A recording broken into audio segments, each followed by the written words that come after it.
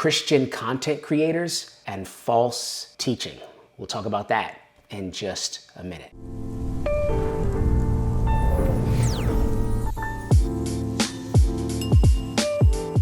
Hey everybody, welcome to Truth's Origins. I am Ron Simmons. Thank you for stopping on this side of the digital world. Today, I want to talk a little bit about Christian content creators and false teaching. First of all, I will never mention anyone's name in any of my content. My desire is never to disparage anyone else. I just want to focus on truth. Even when I highlight some specific instances, I won't mention names. Because again, my interest is not to try to paint somebody else as the bad guy. But what I want to do here today is I want to try to help you to really choose content creators that you're going to hear from in regard to God's word in the best way possible. The Apostle Paul told Timothy to study to show himself approved to God as a worker who does not have to be ashamed, but who rightly handles the word of truth. And there is a lot in that statement. But one of the things that is clear to us in that statement is that God's word is something that should be stewarded well. Notice that Paul told Timothy, study to show yourself approved unto God, that you want to show God that you're handling his word well, because the word ultimately is his, and anyone who's going to teach it or proclaim it is simply a steward of what belongs to God. And we want to be the kind of stewards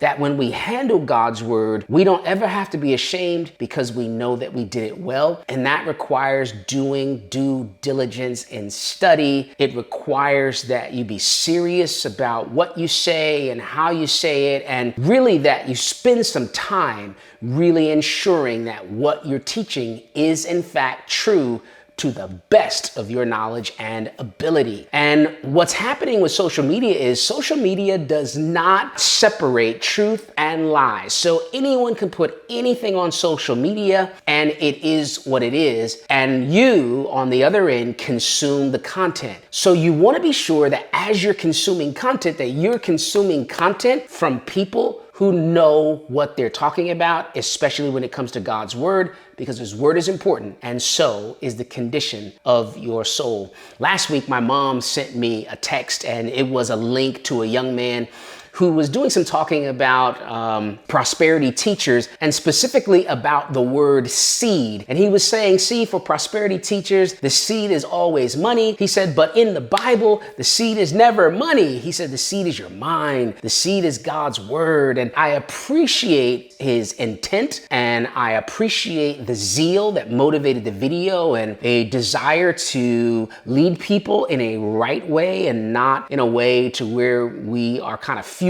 by our desire to be rich and whatnot. And I appreciate the effort. The challenge is when the young man said that the Bible never uses the word seed in reference to money, but rather that it always uses the word seed in reference to his word and things like that. It's wrong. It's wrong. When Jesus said, you will reap what you sow, surely he wasn't talking about God's word. He was talking about actions. When Paul was encouraging the Corinthians to give towards the needy believers in Jerusalem who were dealing with financial hard times because of persecution, he said, if you sow sparingly, you'll reap sparingly. If you sow generously, you'll reap generously. And actually, he was talking about money in that instance. And so if someone is zealous and is sharing this on social media and not doing their due diligence and study, it can be problematic because people who consume it can be led in the wrong direction. And especially in areas where people like to consume. The minute you start talking about pastors and stealing the money and pastors being in love with money, everybody wants to agree, even if what is being said and taught is incorrect. We got to be really careful about this. This is why study is so important. And you don't have to go to school in order to be able to really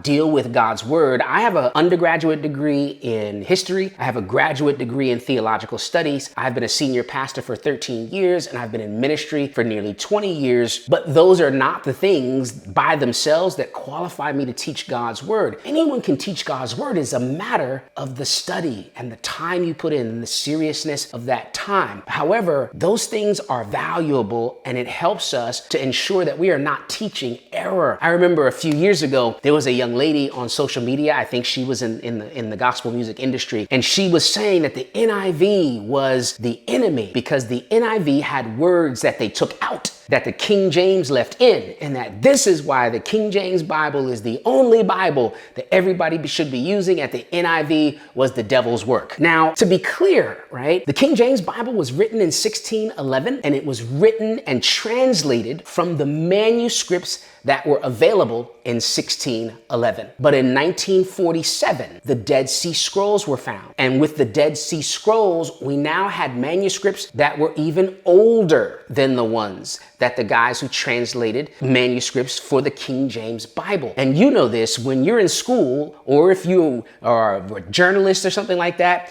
you try to look for a primary source, not a secondary source, because the closer you get to the original or originator of the content, the more accurate it is. So that means that the Dead Sea Scrolls that were found in 1947, we believe are more accurate than the manuscripts that they used in 1611, which means that most modern translations of the Bible that came after 1947 are actually more accurate than the manuscripts they used to translate the King James. That is why there are some words in the NIV that are missing, because those original manuscripts don't contain those words. So we've got to be careful about how we deal with God's word. For those of you who are content creators, I just urge you, be diligent in your study, research, really show yourselves as one to God approved, because you don't want to be ashamed and you want to be able to rightly handle God's word of truth. And then for those of you who are consuming content, I urge you, try to look for trusted content creators, people who spend some time studying, people who maybe have educations that include some theological studies, some hermeneutics, some Bible study, some divinity, some things like that. It doesn't have to always be the case, but what I'm saying is the more trusted the source, the better off you are. I just want you to be able to experience just how awesome God's word is. His word is so true that it works in life. And it only works, though, when we look at what he said rather than what we want him to say, what we like him to say, what we feel like he says. We want to know what he says. This is why we are here at Truth's Origins. We just simply want to stick with the truth. I pray and hope that this has been helpful and beneficial to you in some way. Please like, comment, subscribe, ring the notification bell. Rock with me, because I'm going to be here every week laying out some truth for you that I hope will just be a blessing to your life in some really practical ways, because God's word is true. Peace. Love you. God bless.